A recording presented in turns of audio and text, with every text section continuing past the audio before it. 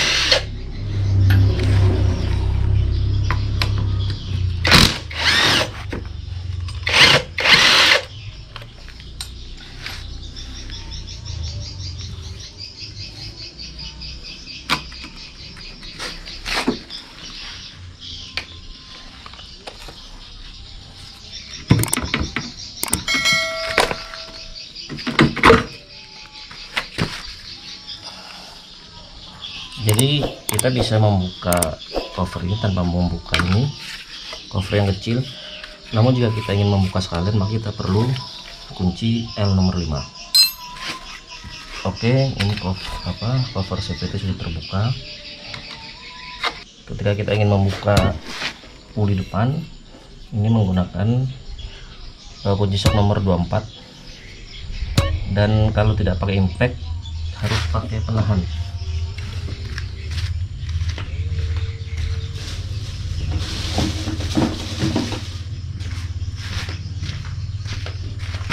Nah, penahan seperti ini kalau tidak pakai impact.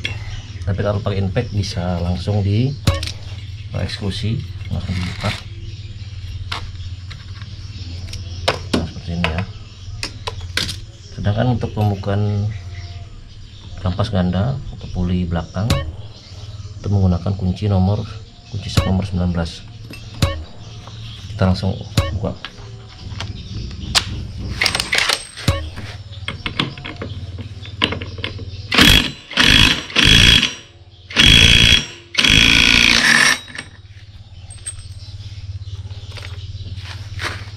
Kalau bagi yang pertama kali membuka, jangan lupa urutannya ya. Mur, kemudian ada reng, dan ini ada gear selah. Setelah gear selah, mangkok puli depan, seperti ini urutannya. Setelah mangkok puli depan, ada reng lagi. Dan ini jangan sampai tertukar dengan reng yang di depan. Reng, Setelah reng ada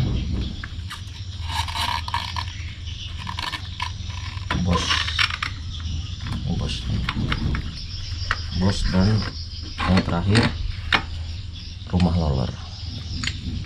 Ini bos, ini rumah loler.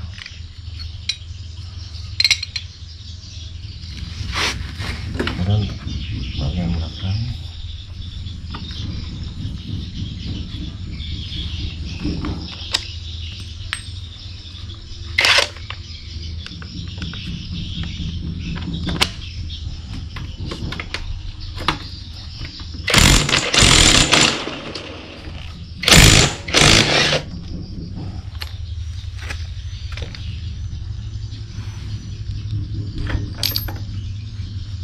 dan tertukar juga ada reng, mangkok kampas ganda. Nah ini kampas ganda, rumah kampas gandanya.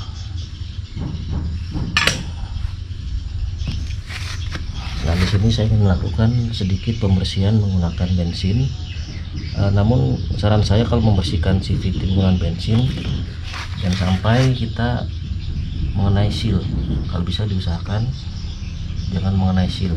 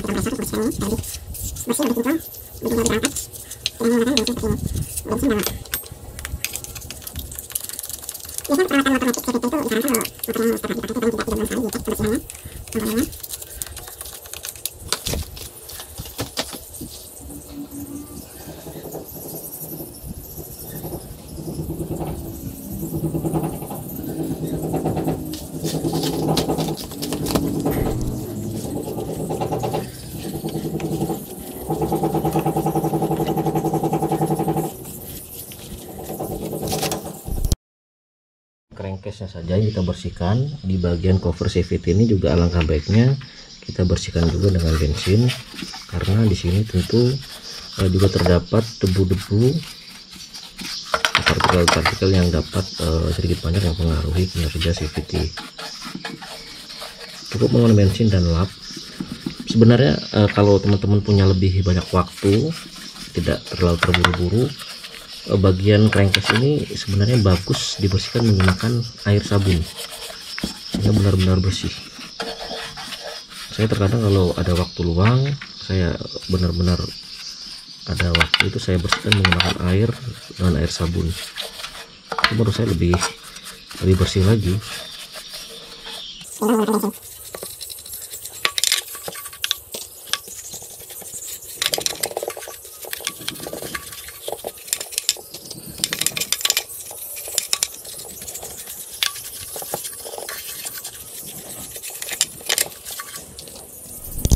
Selain cover CVT, crankcase CVT, bagian komponen roller, baik itu rumah roller dan rollernya itu sendiri pun harus kita bersihkan. Penutup ini juga, penutup rumah roller dan pengecekan slider. Ini udah kocak, sebenarnya harus diganti, tapi saya belum ada penggantinya, jadi kita bersihkan saja dulu. Jadi ini penampakan cover CVT setelah dibersihkan, dan juga crankcase CVT setelah dibersihkan, dan komponen-komponen lainnya yang telah saya bersihkan. Jadi kalau untuk saran saya supaya lebih maksimal lagi dalam membersihkannya, terakhir lap dengan menggunakan tisu. Tapi usahakan tisunya tisu yang benar-benar kuat sehingga tidak hancur atau terkelupas ketika kita membersihkan. Langkah selanjutnya adalah memberi stemped atau grease. Saya selalu menggunakan ini X-Star dari Suzuki karena saya anggap ini walaupun kecil murah namun sangat bagus sekali kualitasnya. Jadi kita kasih grease di sini, kita kasih grease sedikit, kemudian nanti di bosnya, kemudian di sini juga nanti dikasih grease. Setelah kita kasih grease, kemudian kita pasang kembali sesuai dengan urutannya. Ini rumah lorer sudah saya pasang, bos sudah saya pasang, dan tadi sudah saya kasih grease sedikit. Nah, kemudian kalau saya pasang CVT ini ada dua cara pasang fan belnya ini. Pertama, ada yang saya pasang depan dulu seperti ini, depan dulu rumah lorernya saya pasang, dan saya pastikan benar-benar terkunci. Jadi untuk kampas gandanya itu nanti belakangan, setelah ini benar-benar sudah terkunci dan sempurna. Jadi ingat urutannya tadi ya,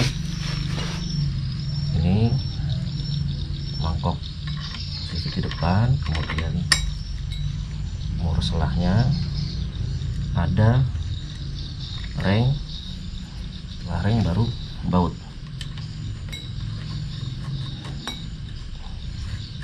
Nah, kalau untuk memasang atau mengencangkan baut ini, walaupun saya ada tracker, saya lebih cenderung menggunakan kunci shock karena lebih bisa memperkirakan untuk tekanan yang kita berikan dalam pengujian. Jadi kita perlu penahan, kita perlu tracker CVT menahan.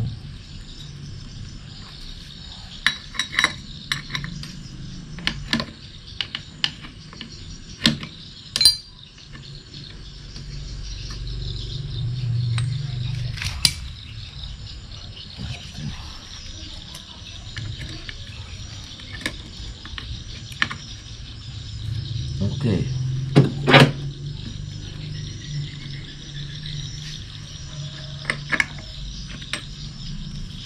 Kita kencangkan. Soalnya kalau mengencangkan itu, kalau pakai tracker, kalau salah-salah bisa kebablasan, bisa dol nanti malah. Antara dol atau kita tidak bisa memperkirakan, ternyata belum kencang. Berbeda kalau kita menggunakan kunci shock manual seperti ini, kita jadi tahu sampai mana tekanan yang kita berikan, kita bisa merasa.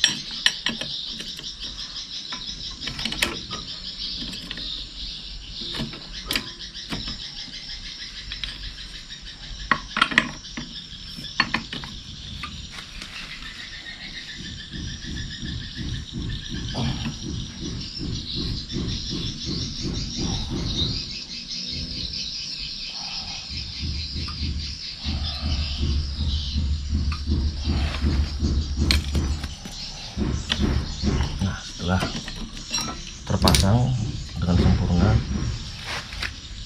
sambil kita bersihkan lagi,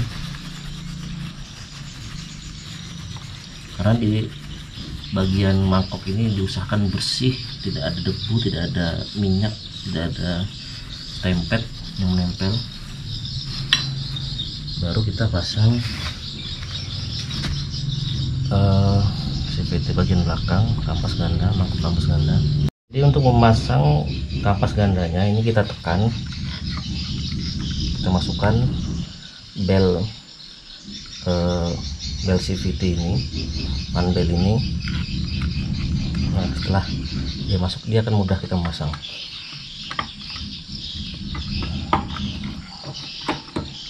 Ini ya. Nah, jadi depan kencang, belakang juga sudah pas.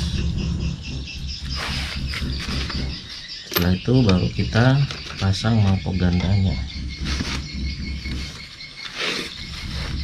Bersihkan dulu benar-benar bersih, tidak ada minyak, tidak ada kotoran.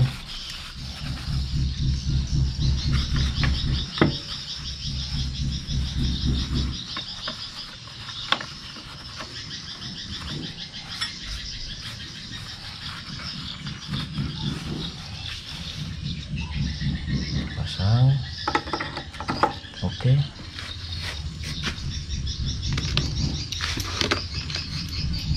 Setelah itu kita pasang murnya. Sama dengan mangkok CV di depan, saya kalau memasang kampas ganda juga tidak menggunakan impact. Saya menggunakan manual aja.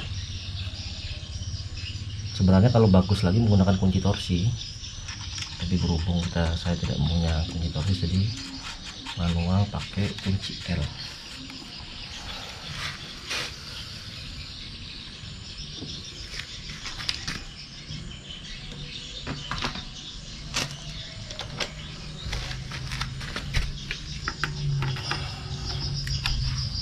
Kita pasang tracker.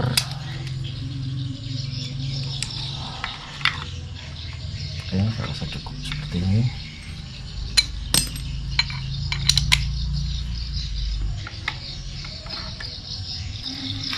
Nah, kalau pakai manual kita bisa memperkirakan tekanan yang kita berikan.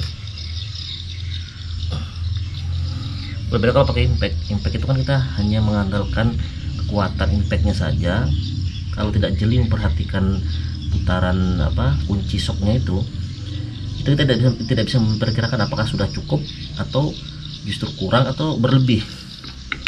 Namun kalau manual seperti ini kita bisa merasakan.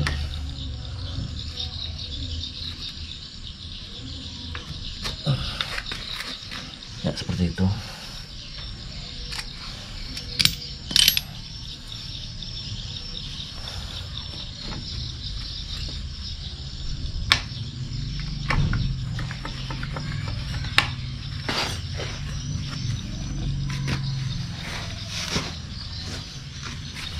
Kita tisu lagi sekali lagi.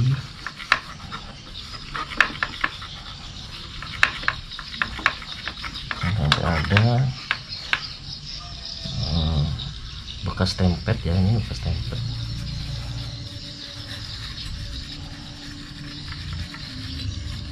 Tapi sekali lagi tisunya harus hati-hati, harus tisu yang bagus kan, karena ada kadang tisu yang mudah koyak.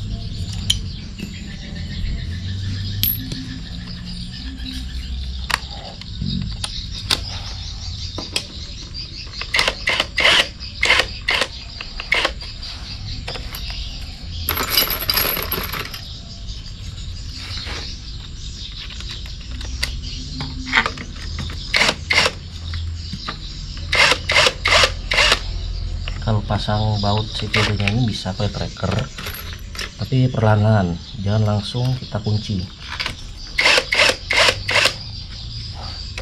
karena biasanya kalau kita langsung kita kunci ada beberapa bagian itu yang kurang tepat sehingga justru malah merusak crankcase nantinya.